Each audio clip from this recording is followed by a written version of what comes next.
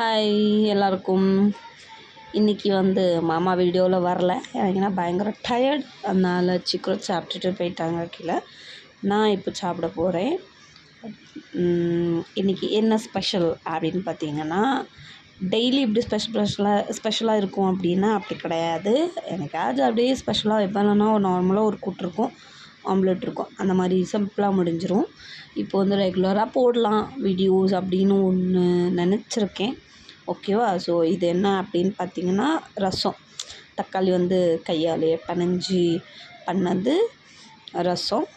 And இது ஒரு beans carrot பொரியல்.